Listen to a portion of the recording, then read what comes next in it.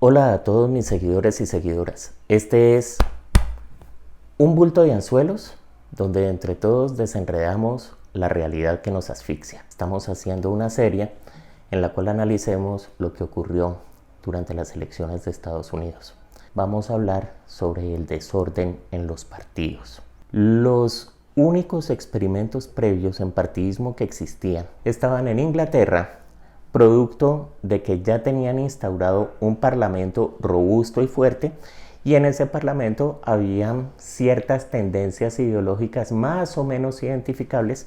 Los padres fundadores no consideraron que Estados Unidos fuera a tener partidos, porque para ellos era inconcebible. No había sino un partido, el Partido de los Estados Unidos de América. La mayoría de los firmantes de la Declaración de Independencia no hubieran pensado por un solo segundo que alguien estaba pensando en una cosa distinta a la causa misma de América.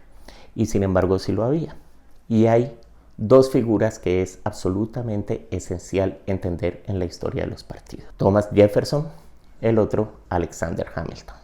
Thomas Jefferson, un hacendado, dueño de una plantación, dueño de esclavos, absolutamente convencido de que Estados Unidos era una especie de estado bucólico de hombres blancos que producían por sí mismos lo que necesitaban para su consumo, lo cultivaban, lo intercambiaban. Eso era más o menos lo que imaginaba Thomas Jefferson. Alexander Hamilton, por otro lado, pertenece a lo que podemos llamar la aristocracia del norte. Viene de familia de comerciantes, le gusta el tema de la hacienda pública.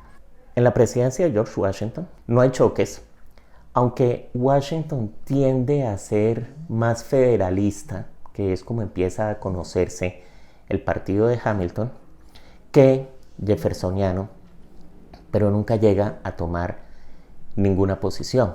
La tercera presidencia va a ser la de John Adams, que pertenece a la vertiente de Hamilton. Para las elecciones de 1800, las cuartas elecciones, Jefferson estaba firmemente decidido a que él tenía que ser presidente. Primero, le interesaba el poder, pero además de eso, estaba absolutamente convencido que el sueño de Hamilton no era un sueño americano. Tenían una cantidad enorme de diferencias. Hamilton quería comerciar con la Gran Bretaña, con Inglaterra. Jefferson quería comerciar con Francia.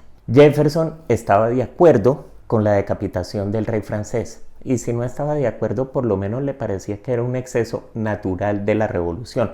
Hamilton estaba absolutamente escandalizado. Hamilton quería fortalecer las ciudades, Jefferson quería fortalecer el campo.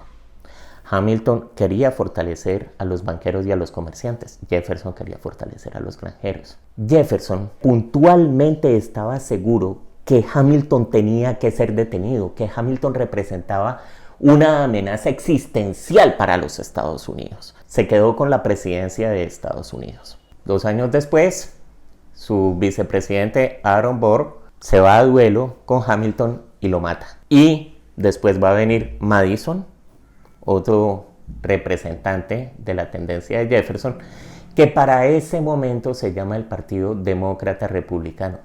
Díganme si en la vida hay engendros. En medio de todos los líos con las guerras napoleónicas, Inglaterra no quiere que Estados Unidos comercie con Francia. Ya dijimos que el partido dominante, Jefferson y después Madison, quería y prefería comerciar con Francia que comerciar con Inglaterra, y por tanto Inglaterra le declara la guerra a Estados Unidos en lo que se llama la guerra de 1812. Les incendió la Casa Blanca, les incendió el Capitolio.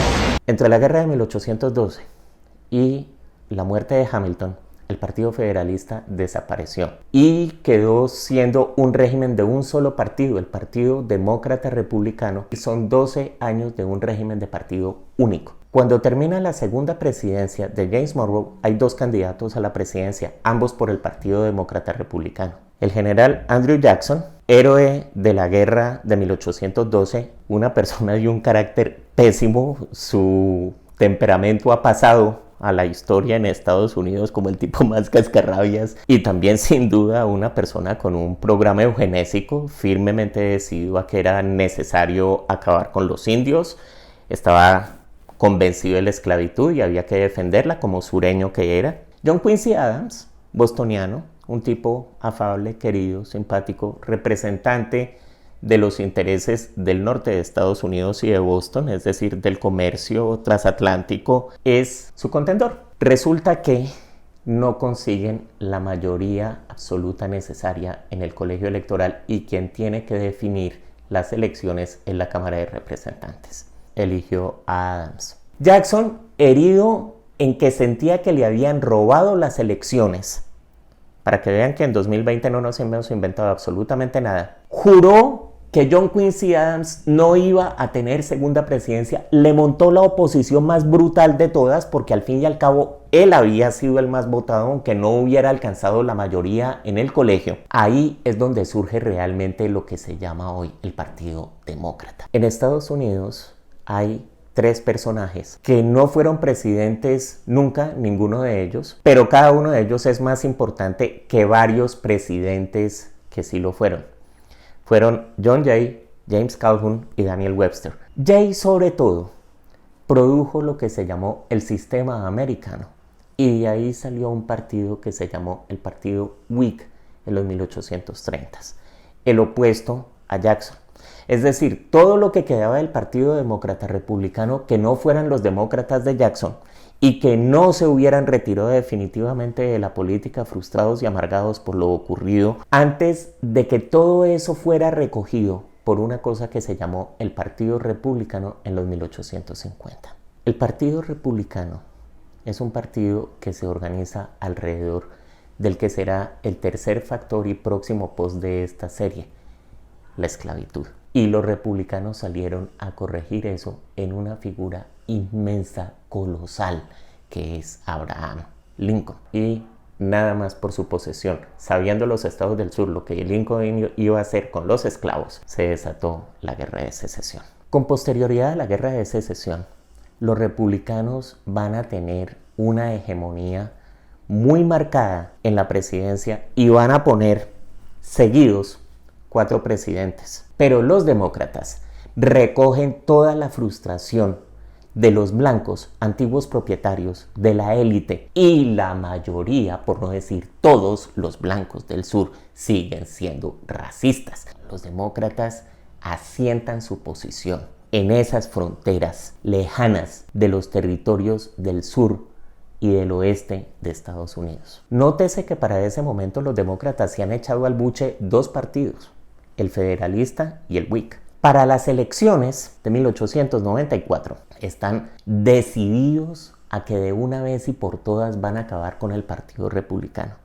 Han recogido toda la base de frustración de todos los estados que no tienen esa base industrial y banquera y cometen el que es el error estratégico más grande de su historia, y es apoyar el llamado bimetalismo. Para ese momento recordemos que las monedas eran monedas de metal de verdad, eran monedas en oro y eran monedas en plata, y la plata era mucho más abundante que el oro. Entonces había monedas de los 2 tipos, y un dólar de plata y un dólar de oro.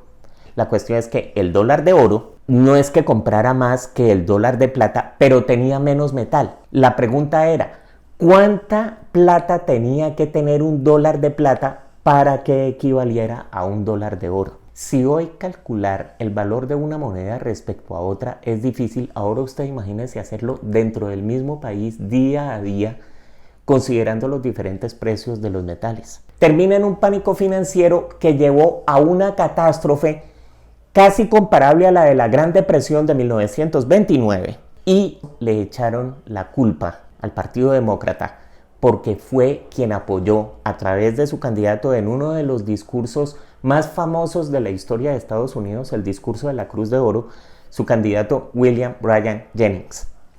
Y el Partido Republicano quedó como el partido de la ortodoxia económica, hasta que llegamos a otra figura, Franklin Delano Roosevelt, que para combatir la Gran Depresión con sus políticas del New Deal, hizo crecer inmensamente el aparato del gobierno federal. Hasta ese momento los estados eran mucho más libres, mucho más autónomos, mucho más capaces de tomar decisiones. Eso lo vamos a ver en otro post, que es el post del federalismo, pero lo cierto del caso es que empezó a construir lo que terminaría llamándose la presidencia imperial. Una presidencia que desafiaría el tradicional poder de los estados. Y eso empieza a a enardecer los ánimos de los republicanos, pero hubo dos cosas que envenenaron el alma de Estados Unidos y mandaron a los partidos a un desorden del cual no se han vuelto a levantar en 50 años. Hace 10 años, un tribunal militar condenó a prisión a un grupo de comandos por un crimen que no cometieron. Estos hombres escaparon del presidio y se instalaron clandestinamente en Los Ángeles. Hoy, aunque el gobierno los busca, si alguien tiene un problema, necesita ayuda y puede localizarlos, tal vez pueda contratar a Los Magníficos.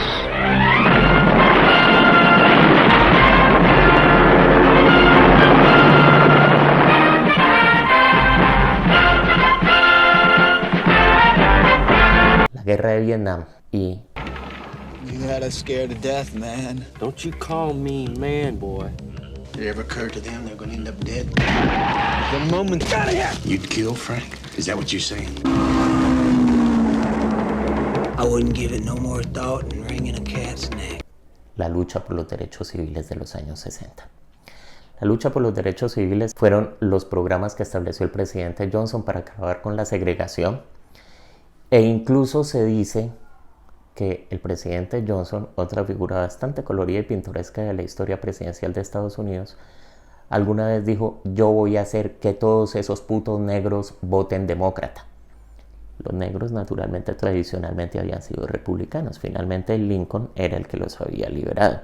La reacción al efecto político están representadas en un libro de un autor que usted probablemente no ha oído mencionar nunca, pero es una de las figuras políticas más importantes y determinantes en la historia reciente de Estados Unidos. Fue el arquitecto de la estrategia del sur de Richard Nixon y se llama Kevin Phillips. Su pensamiento, su idea, es que nunca los republicanos iban a volver a atraer suficientes afroamericanos para compensar la pérdida de votación en el sur. Y entre más se asentaran las normas que acababan con la segregación, más los blancos del sur iban a volverse republicanos, buscando huir del Partido Demócrata al cual habían pertenecido siempre. Fueron recogidos por los republicanos con la misma lógica con que fueron recogidos por los demócratas después de la Guerra Civil. El otro evento que envenenó la historia de Estados Unidos fue la Guerra de Vietnam, la única guerra que Estados Unidos ha perdido a gran escala. Y la pregunta fue, ¿por qué? Había solamente dos posibilidades. La una, que Dios no lo quisiera, los ejércitos comunistas hubieran sido superiores a Estados Unidos, y como claramente militarmente no eran superiores, entonces tenían que ser ideológicamente superiores. La otra era que había un Estado profundo y había una serie de traidores dentro del Estado que habían apuñalado al ejército de Estados Unidos y no lo habían dejado ganar la guerra.